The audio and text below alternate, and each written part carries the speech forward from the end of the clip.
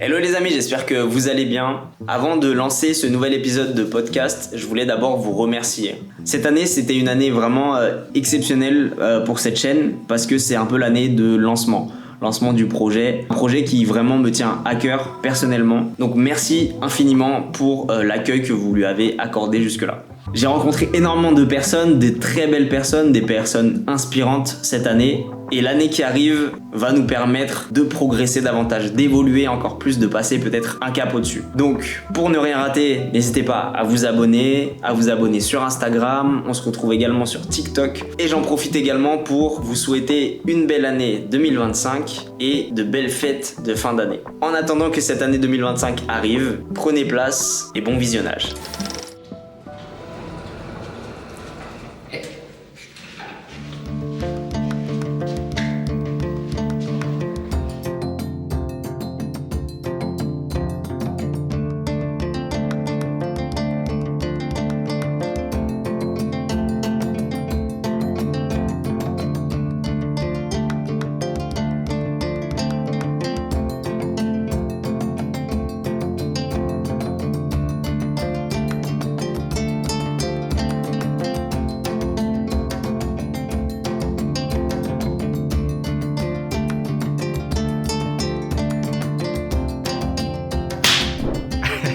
Bon. Parfait, je te remercie. Bonjour Manj, comment tu vas? Bon, moi ça va et très content d'être là déjà. Merci à toi d'être venu de si loin, d'Allemagne, de Freiburg. Ouais, Freiburg, exactement. Ah, merci beaucoup en tout cas d'être venu, d'avoir fait le déplacement. Et moi j'ai regardé un peu, on en parlait un peu tout à l'heure en off, mais la première fois que je te découvre c'est sur Instagram. Je voyais un peu tes vidéos, tu vois déjà t'as follow je crois, ou j'ai follow, je sais plus, enfin en tout cas on s'est suivi sur Instagram. Par curiosité j'ai regardé un peu tes vidéos et je suis tombé sur ta chaîne, t'avais fait une vidéo, c'était l'Urbex.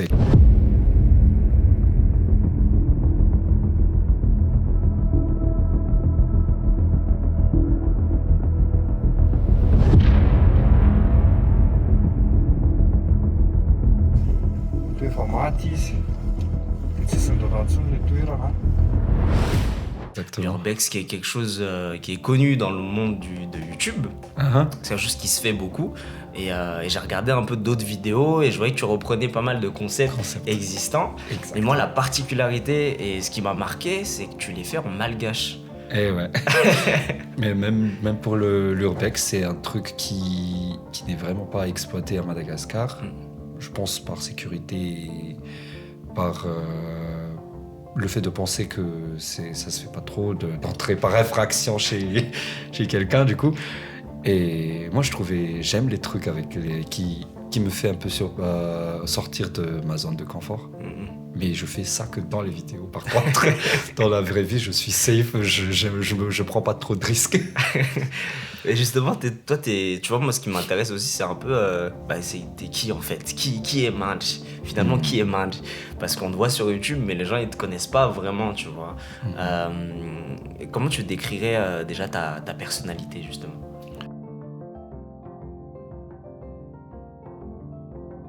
Du coup, oui, je suis Manj, je suis né à Madagascar, je suis quelqu'un d'assez positif, je dirais, de très positif dans la vie, dans tout ce que je fais, qui peut être un bon côté, un mauvais côté, parce que quand tu es très positif, quand tu subis un truc que tu t'es préparé un truc, ça te met down direct, tu es vraiment en bas. Mais par contre, j'essaie vraiment de gérer ça et rester cette personne assez authentique, d'être moi-même dans ce que je fais et surtout m'amuser. Et j'ai repris une autre philosophie là maintenant, c'est cette façon d'être de plus en plus libre dans ce que je fais. Et j'essaie vraiment d'exploiter ce domaine-là, d'être moi-même et libre et faire de mon mieux sur ce que je veux. C'est quoi être libre selon toi? Waouh, c'est vaste comme question. Être libre, je dirais, c'est vraiment connaître tes limites déjà, connaître tes limites et avoir le choix. C'est surtout avoir le choix de choisir entre beaucoup de choses et de faire vraiment ce que toi tu veux. être libre, c'est pas, ça se résume pas à faire tout ce que tu veux, mais c'est que toi, tu as le choix et tu vas choisir là où tu te sens mieux. Et c'est là que tu te sens libre. Ouais, être libre, finalement, selon toi, c'est vraiment avoir le choix, c'est d'avoir plein de possibilités Effectivement. et de pouvoir choisir. Ouais. Ok. Tu dis, t'as grandi à Madagascar. T'as grandi où à Madagascar? Du coup, j'ai grandi à la capitale.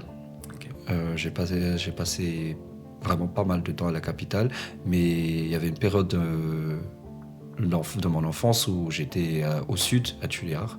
D'accord. Une je suis longue né- période ou 10 ans, quand même. je dirais 80... Non, pas 10 ans, je dirais... Excuse-moi. Pas grave. Je dirais ça, de 98 à 2000, en 2003, jusqu'à 2003, je pense. D'accord. Et c'était vraiment le parti de l'enfance. Ok. Et vu que ma mère vient du sud de Madagascar, c'est pour ça qu'on est parti un peu vivre là-bas. T'as des souvenirs quand même? Oui, de bons souvenirs en plus. Quel genre de souvenirs te remontent là? Je dirais, je reviens sur le mot liberté. Ouais. Il y avait pas, je sais pas si c'était parce que j'étais encore un enfant, mais le stress, je pense, je le ressentais pas comme je le ressentais à la capitale. Genre, à la capitale, il fallait faire beaucoup de choses. Il y avait tout, il y a les bus, les transports et tout. Par contre, à Tuléar, tu faisais la bicyclette, les pousse-pousse, cette liberté où tu jouais dehors, personne te regardait, tu revenais après à la maison. Et peut-être aussi, la vie était moins chère à Tuléar et il y avait des trucs que tu te permettais plus qu'à Tana après. C'est intéressant ce que tu dis quand t'es enfant. C'est vrai que t'as plus de choix parce que ton imagination elle est beaucoup plus débordante et tu te dis mais je suis capable de faire plein de choses et tu peux faire plein de choses avec ce qui se passe aussi dans la nature. Nous on a un rapport très intéressant je trouve avec la nature quand on est enfant parce qu'on tu sais t'as un caillou et tu joues avec le caillou et tu joues avec tout ce que tu veux et t'as le choix de jouer avec tout ce que tu veux. Exactement, et moi je pense que les Malgaches ont cet rapport vraiment avec la nature vu que même quand on jouait et même, je sais pas en fait la génération d'aujourd'hui, mais ma génération, quand on était enfant, on jouait vraiment avec ce qu'il y a, pas avec des jouets qu'on achetait, mais vraiment, tu as des pierres, t'as une pierre là, tu trouves un truc sympa, tu laisses parler ton imagination et tu trouves un truc sympa à faire. On faisait des collections de feuilles. On allait tous partir, on faisait des listes des feuilles à chercher. Et on se donnait rendez-vous, on se retrouve ici à telle heure ou telle heure. Ceux qui arrivent à ramener tous les feuilles ont gagné. Et c'était vraiment ça, et on s'amusait en faisant ça. Et je pense que c'était surtout cette imagination qui débordait et que ta limite, en fait, c'était ça. C'était ton imagination. C'est ça, exactement. C'est vrai que moi, je me souviens moi, j'ai une cousine qui faisait beaucoup ça, même ma sœur, elle le faisait, avec les cailloux, justement. Je faisais le caillou tout à l'heure, mais avec les cailloux, et en gros, les tintards, tu vois, tu créais une histoire, il y avait des personnages, il y avait tout un truc, alors que c'est juste des cailloux, tu vois. Et là, quand je dis c'est juste des cailloux, c'est pas pour minimiser, mais c'était en mode vraiment de mon point de vue, c'était que ça. Mais en fait, c'est tout un univers qu'on se crée et là avec du recul je trouvais ça très fort je trouvais ça très fort et moi personnellement ce qui m'amusait par exemple et ma soeur elle va voir ça, elle va dire oui c'est vrai il le faisait vraiment, c'est en gros j'utilisais les peignes et je créais des personnages entre eux et je les faisais parler tu vois. Oui, je pense ils vont me juger, je sens qu'ils vont me juger mais je faisais vraiment ça et en fait, quand t'es petit, vraiment, comme tu disais tout à l'heure, la liberté, elle est là. En fait, c'est que tu débordes tellement d'imagination que t'as le choix de faire ce que tu veux. Effectivement, et en fait, c'est cette liberté-là que j'essaie de retrouver. C'est avoir cette liberté comme dans l'imagination que j'avais en étant enfant, de ne pas être très limité ou très... surtout limité par ce qu'il y a, parce que tu es grand, tu dois pas faire ça, faut faire attention à ça. Être quand même responsable, mais être libre, quoi. Et assumer aussi les choix, parce que quand tu es libre, il faut assumer certains choix que tu fais. Exactement. Voilà, je pense. Et pas concernant les Tatars, c'était vraiment ça. C'était que des cailloux, comme tu disais, vraiment. Ouais. Mais dans la tête, parce que ma sœur aussi, elle faisait ça. Dans la tête de ma sœur, elle racontait vraiment une histoire. Et des fois, moi, j'étais là à écouter. Ah ouais, c'est une bonne histoire, ça.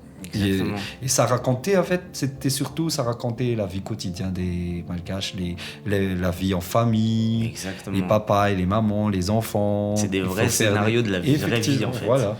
Et j'essaie de retrouver cette liberté dans ce que je fais maintenant, dans les vidéos et dans la vie du quotidien aussi. Est-ce que quand ton passage à Tuléar, on parlait un peu de souvenirs tout à l'heure, est-ce qu'il y a des endroits comme ça qui te revient un peu plus que d'autres, tu vois, des lieux à Tuléar? Je me rappelle plus des noms du coup, mais effectivement, quand tu dis Tuléar, il y a un endroit où il y a une des endroits où on a habité, parce qu'on a pas mal déménagé à Tuléar, mais un endroit où j'ai passé pas mal mon enfance du coup, et on avait une groupe d'amis.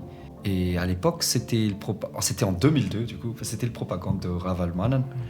Et le caravane du président est passé, et nous on était au bord d'un truc où on voyait la rue. Et on était là à crier, on ne comprenait rien de ce qui se passait. Mais on était contents que les gens ils s'amusent. Ah, bah nous aussi on s'amuse. Et c'était une belle époque pour moi. Wow. Ouais.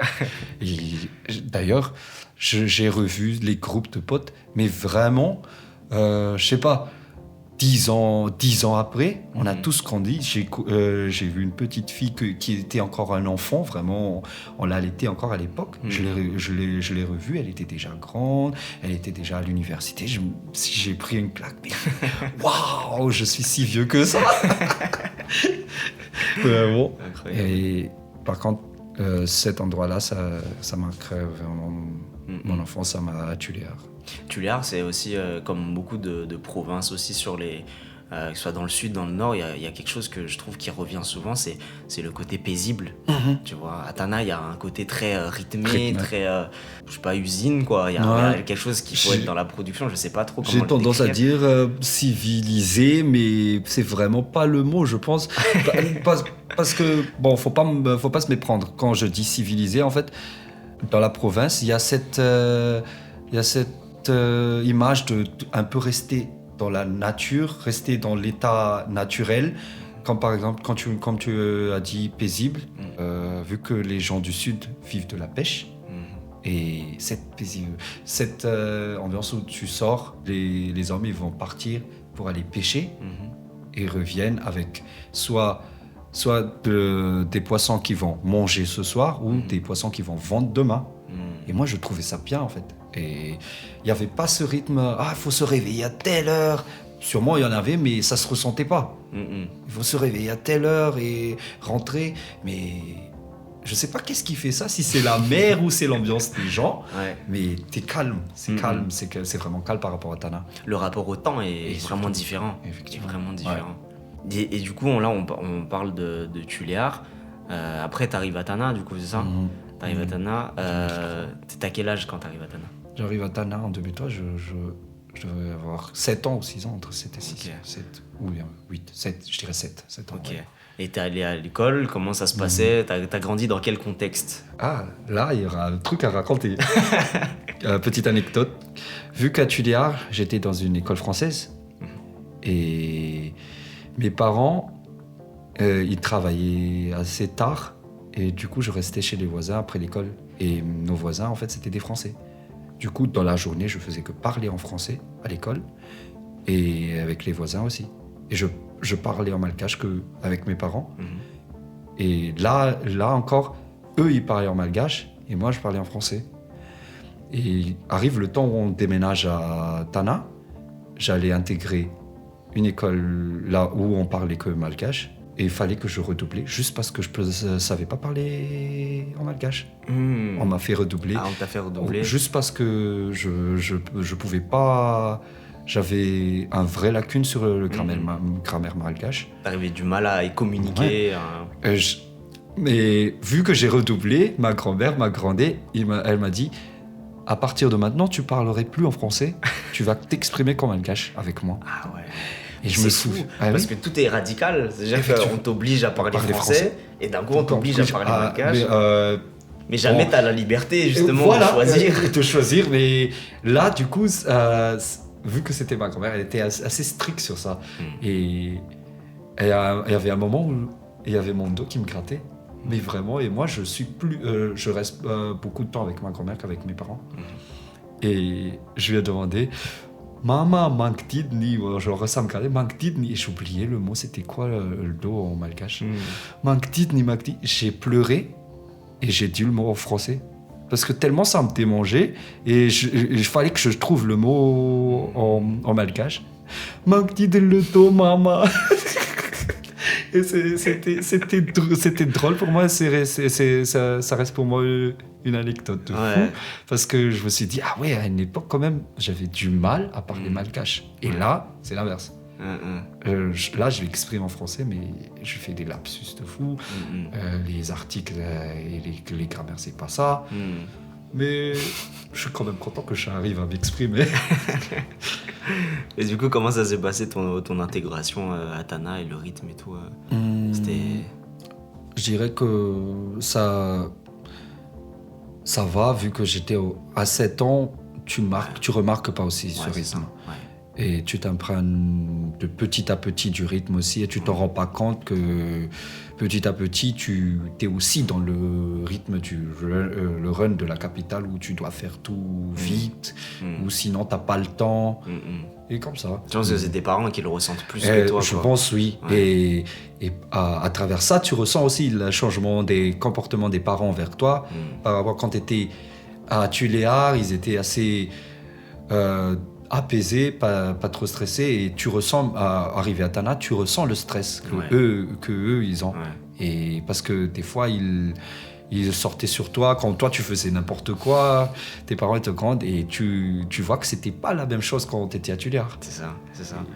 Je pense que j'ai ressenti à travers ça, en fait, le stress de Tana. C'est surtout à travers mes parents.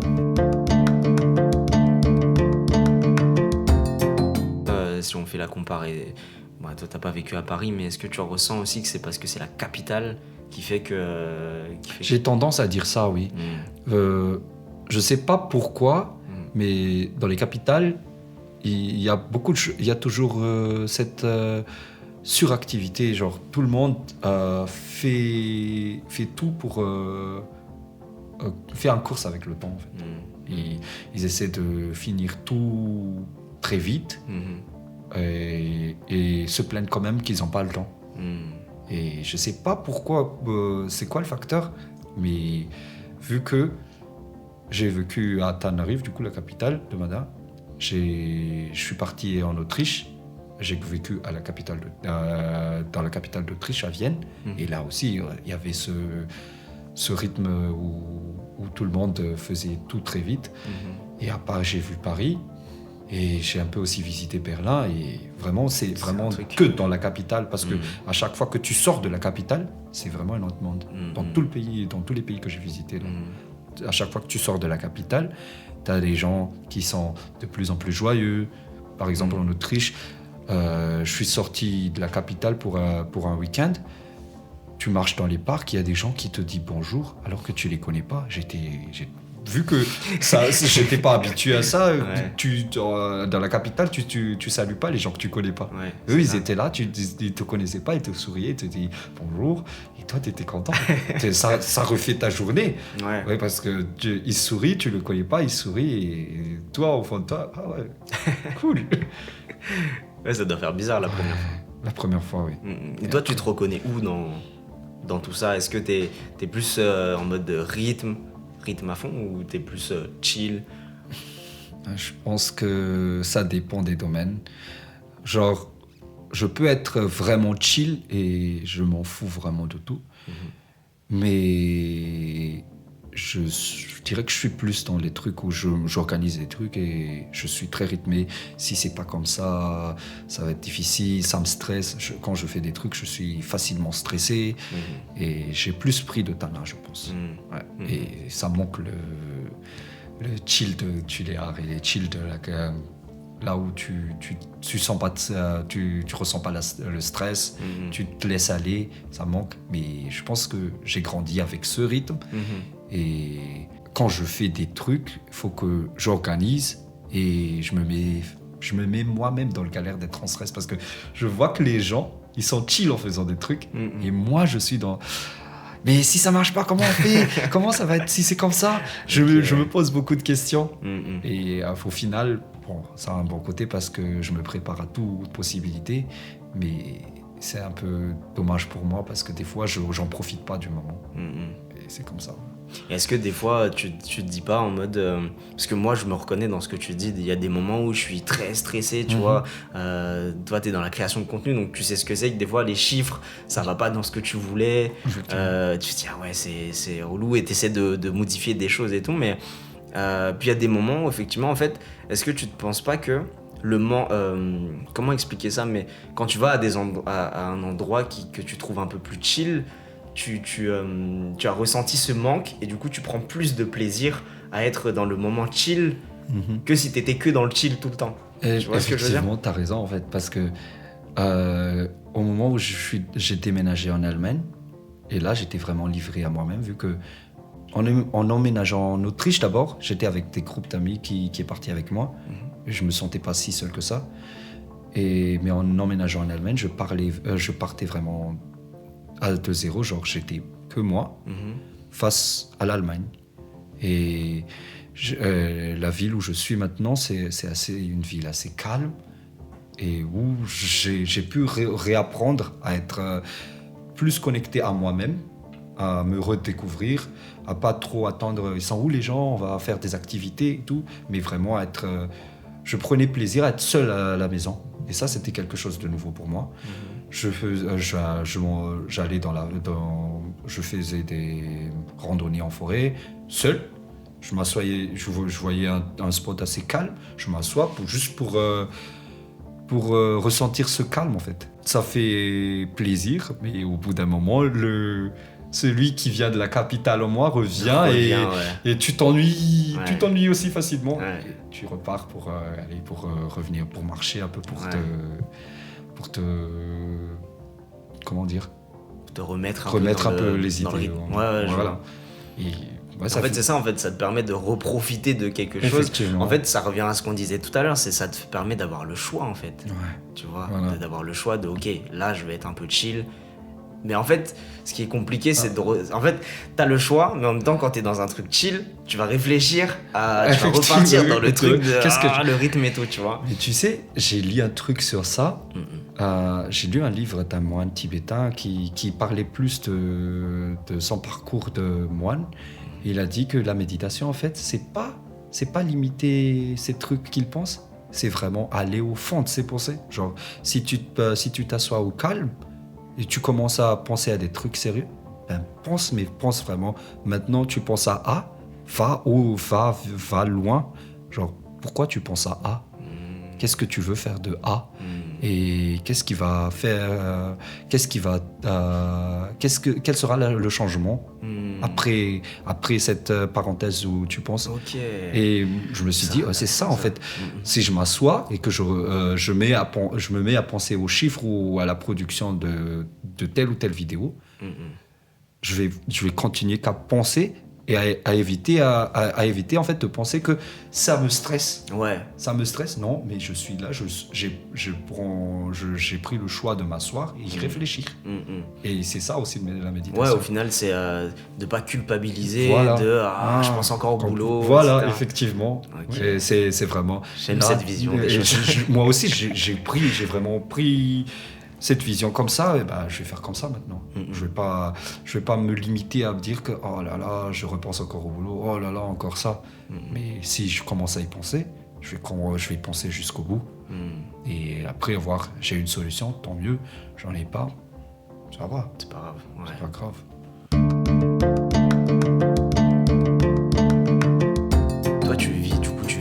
l'Allemagne. Pourquoi l'Allemagne? Qu'est-ce qui s'est passé? Tu sais, souvent, on est beaucoup en France, beaucoup de Malgaches en France, et il y a quand même une communauté, une diaspora en Allemagne, une présence en tout cas. Pourquoi l'Allemagne? C'est un choix? D'une certaine façon, oui. Okay. Je suis parti de Madagascar pour aller étudier en Autriche. D'accord. Et quand tu pars de Madagascar, en fait, pour étudier, c'est souvent dépenses personnelles. Et dépenses personnelles, c'est surtout les parents. Et je dirais que, vu que je vivais à la capitale, c'était pas facile. C'était cher. Et j'avoue que j'ai galéré à trouver du travail, des petits boulots et tout. Mais j'en avais, mais vraiment vite fait, quoi. Non, en Autriche. Okay. Pour essayer de faire la balance avec ce que les parents pouvaient envoyer et ce que moi je pouvais faire à côté. Et je suis arrivé à un dilemme où je me suis dit qu'il fallait que je me détache de cette dépendance avec les parents au niveau financier. Moi aussi, je me disais que j'ai passé l'âge d'être dépendant de mes parents. Et il fallait que je trouve quelque chose où je pouvais être indépendant financièrement et aussi faire des trucs à moi où je pouvais dépenser seul, quoi. Être vraiment indépendant. Et en Allemagne, en fait, et je pense qu'il y en a beaucoup qui le font, il y a beaucoup de personnes dans ce domaine, il y a cette formation d'infirmier, il y a beaucoup de formations en Allemagne, mais surtout dans le domaine infirmier, il y a beaucoup, disons que il y a beaucoup d'accessibilité maintenant, il y a beaucoup de marchés, si on peut dire ça. Et tu peux facilement trouver du travail. Et la formation, elle est payante. Il y a beaucoup d'offres d'emploi. Et quand tu suis la formation, en fait, ils te rémunèrent. C'est toi qui reçois la rémunération parce que c'est comme le concept d'alternance ici en France. Et je me suis dit, allez, j'envoie mon CV pour voir, vu qu'en Autriche on parlait déjà allemand, du coup la barrière des langues, pour moi c'était bon. J'envoyais mon CV, j'envoyais des demandes, et à un moment, tout s'est fait en une semaine, mais vraiment en une semaine. J'ai envoyé mes CV, mes demandes. 2-3 jours après, je reçois une email ou d'une demande pour un interview, pour parler, quoi. Et on a parlé, c'est bon pour eux, ils m'ont envoyé les papiers, j'ai envoyé les papiers à l'ambassade, ça a duré genre 2-3 jours, ils m'ont ok, c'est bon le visa. J'ai pris le visa et il y avait cette opportunité là où j'ai choisi, ils donnaient un endroit où habiter. Genre, il te logeait, quoi. Et moi, je me dis, c'est ma chance. Et ça, je dirais que c'était un des choix les plus difficiles de ma vie parce que là, j'ai décidé, en fait, d'arrêter mes études pour faire autre chose. Juste pour être indépendant des parents. Et c'était là, c'est un choix fort. Et effectivement, parce que je me suis dit, là, je vais renoncer à l'idéologie malgache, là, les diplômes. Parce que faut avouer, à Madagascar, on a encore cette idéologie, il faut avoir un diplôme pour réussir. Et moi, je pense, au moment, je pensais pas ça. Pour moi, c'était vraiment un choix difficile. J'étais vraiment dans ce mood où il faut un diplôme, sinon je réussis pas. Et annoncer ça à mes parents que c'est bon, je vais arrêter. Ils ont réagi comment?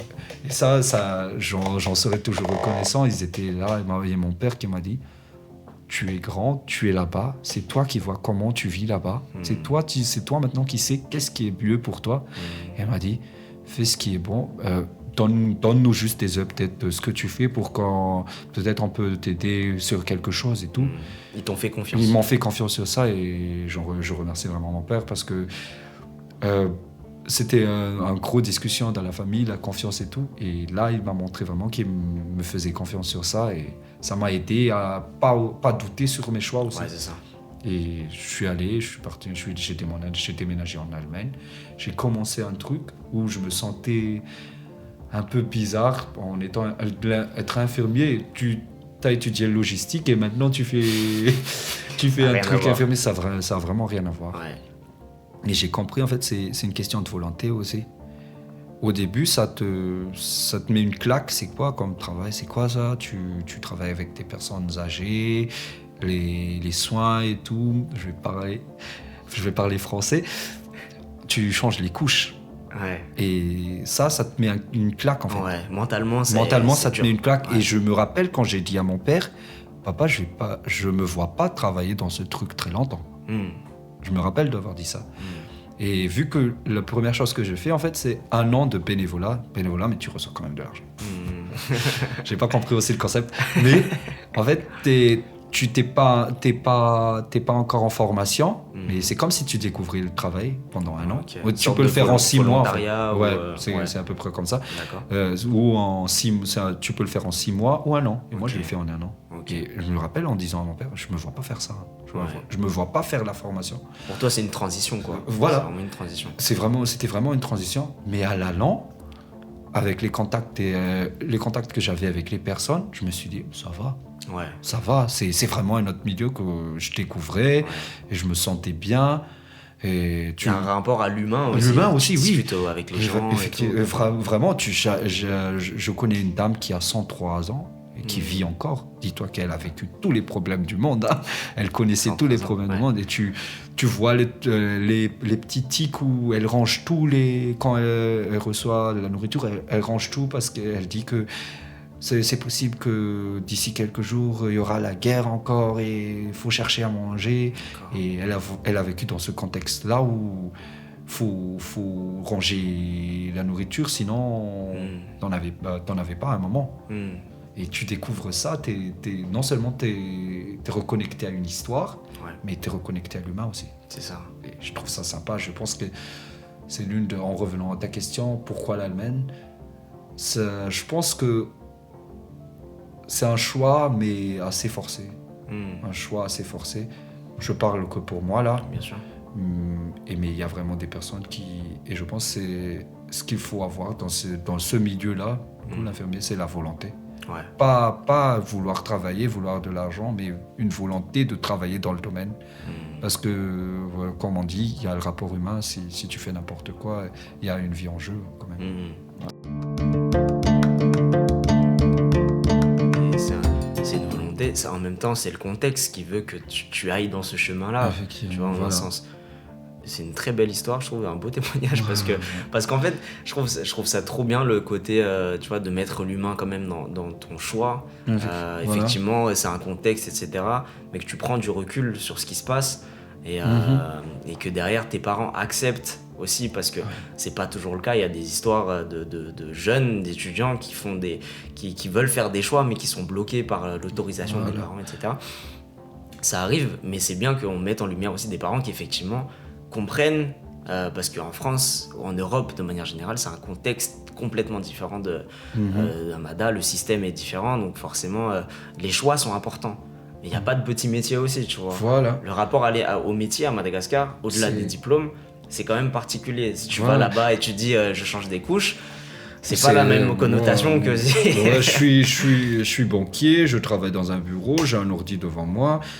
Ils donnent plus de la valeur sur ça qu'aux autres métiers. Ça, c'est vraiment un truc qu'il faut changer à Madagascar parce que c'est en minimisant les métiers en fait que les gens deviennent chômeurs aussi. Parce qu'ils se disent que si je fais ça, tel boulot, je ferai pas partie des gens qui auront réussi. Et cette définition de réussite à Madagascar, il faut la changer. C'est pas être banquier ou être médecin ou être juriste, c'est pas ça à réussir. C'est vraiment être à l'aise dans ce que tu fais et vivre de ce que tu fais. Mais moi, je trouve un des exemples que prennent souvent les profs à l'école, c'est que tu vas devenir un vendeur de charbon. Après, je me suis dit, mais alors, si je peux vivre avec, je vends ça, je me fais de l'oseille. Et si t'es heureux. Voilà, effectivement. Et c'est vraiment cet rapport, en fait. C'est quoi un bon métier ? C'est quoi réussir ? si les gens à Madagascar arrivent à surpasser ça, le fait que non, réussir c'est être en costume cravate, s'ils arrivent à surpasser ça, cette idée-là, on fera un grand pas déjà. C'est vraiment un grand pas. Parce que tu offriras beaucoup d'opportunités à des petits métiers, les métiers qui se découvrent. Comme par exemple, il y avait une conférence à Madagascar et le monsieur il a dit, je ne me souviens plus c'était où, mais il y a des gens qui recherchent, qui paient cher pour avoir quelqu'un qui sait contrôler des drones. Alors qu'à l'époque, des drones, c'était des jouets. C'était considéré que des jouets à Madagascar. Et cette phrase, en fait, ça m'a mis un claque que un truc que tu considères étant un jouet, il y a des gens qui sont prêts à payer. Il y a des gens qui sont prêts à payer sur ça. Et du coup, il y a des gens qui gagnent de l'argent sur ça. Qui vit de ça, exactement comme les vidéos. Et ça fait une belle transition. Effectivement, exactement comme les vidéos. On m'a vu que j'ai fait des vidéos il y a longtemps déjà. Ouais. Et par contre, sur ça, mes parents, ils étaient dans le même vision que les d'autres parents qui disaient que non, ça, c'est un hobby. Ouais. Ok. Ouais. Ça, c'est un amusement. Ok. C'est que ça. C'est pas un métier. Et par contre, là, il faut vraiment voir que si, ça peut être quelque chose. Ça peut vraiment être quelque chose, il faut juste donner de la valeur.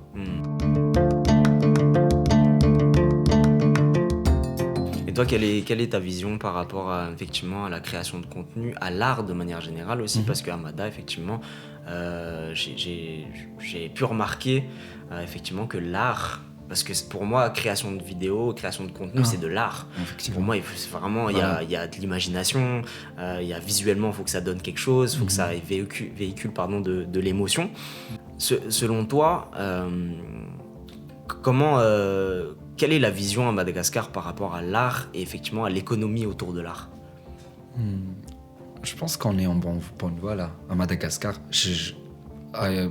Comparé à une certaine époque, je vois beaucoup de jeunes de maintenant qui s'évoluent dans l'art, que ce soit l'art musical ou exactement les contenus d'une vidéo. Je vais lancer Tiff et Aaron. Ils sont en train vraiment de mettre un changement au contenu de vidéo à Madagascar. De montrer que c'est possible. Ouais, effectivement, voilà. Ils gagnent de l'argent sur ça. Ça fait déjà quelque chose. Tu peux créer quelque chose à travers ce que toi tu aimes. Des trucs qu'on a dit, ce sont des kilala. Tu joues quoi. Tu joues là, tu travailles pas, tu joues. Mais non, ils s'amusent et ils travaillent. Parce que tout ce qu'il y a derrière, en fait, c'est surtout ça qui fait de la vidéo, de l'art. Tous les trucs derrière quand tu penses. Par exemple, pour ton podcast, il y a des trucs que tu prépares en amont et après en post aussi, en post-prod, tous les trucs que tu vas faire pour que ça devienne cette vidéo-là où tu publies, il y a beaucoup de choses. Parce que oui, c'est ça. En fait, les gens ne comprennent pas que là, ce qu'on fait là, par exemple, dans ce que je fais en podcast, c'est 10% de ce qu'il y a vraiment à faire. Effectivement. C'est-à-dire qu'il y a toute une réflexion des questions, effectivement, le montage, il y a tout, c'est vraiment tout ça, en fait, le vrai travail, tu vois, la planification, etc. Et en plus, ça, tu le vois dans tes contenus aussi. Et en plus, des trucs qui va véhiculer à travers ça, parce que tu parles... Naman, comme tu dis, le podcast qui réunit, ça va réunir beaucoup de gens. Il y a des gens qui se retrouvent dans ce que les autres ont raconté et ils vont se mettre en question. Peut-être il y a des phrases, quand nous on entend des phrases et on se remet en question, peut-être à travers ce qu'on dit aussi, ils vont se remettre en question. Et ça, pour moi, c'est cette partage qui fait de l'art. C'est à travers ça en fait. Et tout ce que tu fais pour que ça s'active, c'est la valeur. Comment tu fais pour donner de la valeur à ça? C'est l'action faut se réveiller de bon matin pour prendre un angle, pour prendre un bon lever de soleil. Ça, Mais vraiment, tu veux un lever de soleil, tu peux pas encore créer sur l'IA ou tout, ou tu veux vraiment un truc original, lève-toi à 4 heures et va prendre la vidéo pour un bon coucher, un bon lever de soleil. Et ou rentre tard, prends un bon coucher de soleil, prends le temps de sortir et fais une vidéo. Mais pas j'aimerais faire une vidéo, mais j'ai la flemme là. C'est vrai, l'art il va pas sortir, mais c'est vraiment cet effort que tu fais qui te donne de la valeur à ce que tu fais après. Et c'est ça l'art. C'est ça. Pour moi, en tout cas. Je parle que pour moi, je ressens ça. Non, mais de toute façon, il n'y a pas de mauvaise réponse. Hein, voilà, effectivement. C'est intéressant. Il y a comment, effectivement, l'art, c'est aussi un travail, en fait. C'est ça que tu es en train de nous expliquer. C'est qu'effectivement, c'est pas que instinctif, c'est pas que... Parce qu'en fait, quand on consomme, moi, j'ai l'impression que c'est aussi ça la vision des consommateurs qui disent que c'est que de l'amusement. C'est que eux ils ont la vision de juste ils consomment. C'est-à-dire que quand tu manges quelque chose, tu te dis c'est bon, mais t'as pas le truc de il a dû travailler dur pour que ça soit bon, tu vois. Et c'est peut-être pour ça aussi qu'on considère Madagascar parfois, mais c'est en train d'évoluer. Je suis d'accord avec toi, c'est en train d'évoluer. Ça prend vraiment une tournure assez grandiose en voyant les musiques. C'est ça. Il y a des jeunes malgaches qui se développent en musique, et moi je pense que vraiment dans le domaine de l'art, les malgaches ils peuvent faire quelque chose. Et je vous soutiens, je vous dis vraiment, si vous avez quelque chose à partager, n'ayez pas peur. Il suffit juste de commencer et laisser le temps faire. Vraiment. Tu te souviens de ta première vidéo ? Ouais. Comment ça s'est passé cette première vidéo ? Raconte-nous. Du coup là j'ai une question. La première vidéo que j'ai fait et que j'ai publiée vraiment. Du coup j'étais dans un groupe qui s'appelle Genus. C'est parti du vraiment un truc où mon cousin il faisait des études sur les trucs qu'il fait pour les vidéos. Et il s'est dit viens on fait des vidéos comme quand on était enfant, vu qu'on faisait ça aussi enfant, mais on faisait ça pas pour publier, mais pour s'amuser, on se filmait avec un petit caméra numérique. Et sur le coup, en fait, ils voulaient refaire ça, mais partager pas pour partager. C'était vraiment pas pour publier au début. C'était vraiment pour exploiter son premier logiciel de Premiere Pro. L'Adobe Premiere Pro. C'était pour voir comment il se débrouille et tout, et faire des montages. Et on a fait un petit truc où je parlais du fait que son ex a déjà trouvé quelqu'un. Et lui, il disait que non, on s'est pas encore séparés. Et c'était que ça, et cut. Et on a fait les montages. Et c'est là qu'est m'est venue l'idée, viens, publie, c'est rigolo, c'est quand, mais c'est rigolo, viens, publie pour voir. Il a dit, tu fais ce que tu veux. J'ai publié, ça a fait des vues. Ça a fait des vues et je me suis dit waouh. Et c'était là le déclic. J'aime. Vu que c'est un truc qu'on a fait déjà avant. Et moi aussi, j'aime bien l'acting. ce truc acting. J'ai une certaine difficulté à être devant une caméra.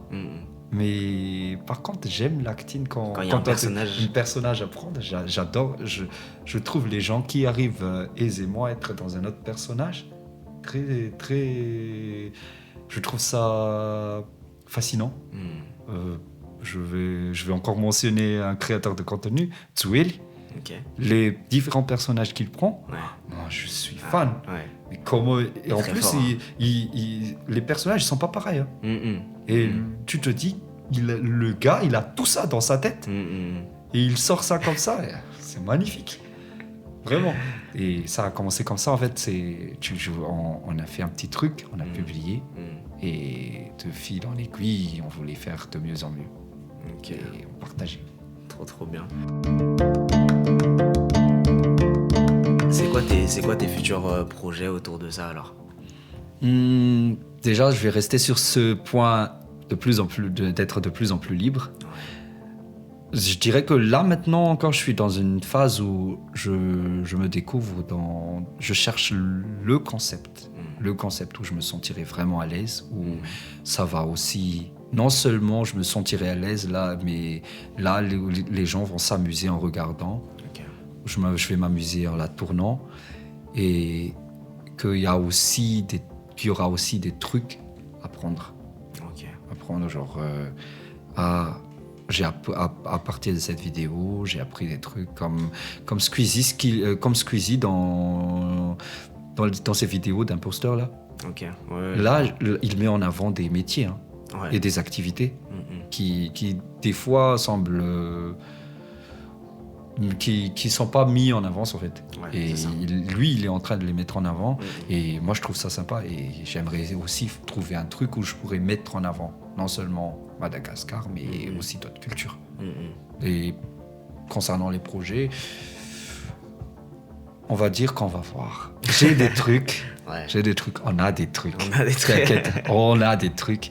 Et on va laisser le temps d'abord. On va laisser l'idée se fructuer et on va travailler dessus. Et le temps nous dira comment c'est. Mais juste tant que je reste dans cette liberté où je suis moi, c'est ça le projet du coup. C'est ça le projet, c'est Je vais d'être être libre. libre. J'avais une question effectivement que je pose souvent à mes invités, parce qu'on arrive à la fin de ce podcast. Si Madagascar était une personne, tu lui dirais quoi? Wow.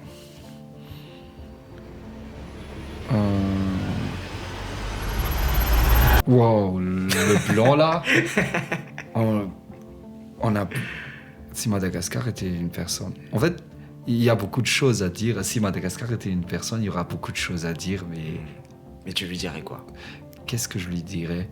C'est que on est désolé déjà. Je pense que il y a une partie à moi qui dit que Madagascar des fois ne mérite pas le peuple coréen. Non, pas le peuple. La façon dont comment on le traite. Vu comment on brûle les forêts et tout, comment on détruit la beauté de Madagascar. Du coup, j'aimerais dire désolé pour ça, mais aussi que faut pas s'inquiéter. Il y a toute une génération là qui commence à sortir, qui veut changer. Et je pense que je mettrai beaucoup des points je voterai plus pour ce changement, pour cette génération-là qui veut tout changer et qui ont à peu près la même vision de Madagascar. C'est une Madagascar dans un total développement, dans une totale autonomie, que ce soit au niveau naturel ou culturel. Et ça part de nous, en fait. Et je lui dirais ça, qu'il ne devrait pas s'inquiéter. On arrive. On arrive. Il y a une génération là qui arrive, qui je trouve qu'ils vont tout changer. Ils vont bouleverser Madagascar et on attend que ça. Je te sens très ému. Parce que, en fait, je me dis, des fois, tu vois, on est, en tant que Malgache, on a tellement. Quand tu m'as posé la question, qu'est-ce que t'aimerais dire à Madagascar? Et ça me fait mal des fois de penser que, effectivement, on peut que dire. Mais dans l'action, après, ça, c'est très difficile. C'est très difficile. C'est pour ça que je dis qu'il y a une génération là qui bouge, qui essaie de bouger vraiment. Et j'espère en faire partie aussi, de trouver cette façon, ma part pour le mouvement qui emportera le changement de Madagascar. Mais ça doit partir vraiment de chacun de nous. Vraiment, si tout le monde a cette volonté d'aider l'autre, c'est en aidant une personne en fait que ça commence. Tu aides une personne, il en fait de même. Chacun aide et Madagascar c'est lui-même. Remettre la solidarité. Voilà. La solidarité. Bah merci beaucoup. Franchement, le message est passé. J'invite tout le monde à s'abonner à sa chaîne Max. On mettra le lien évidemment en description et voilà, hein, tout Instagram, on te retrouve sur TikTok aussi. Tu fais des lives aussi sur TikTok. Des fois, oui. Je sais pas si j'ai encore l'accès sur les lives TikTok maintenant, parce que. Ça a changé.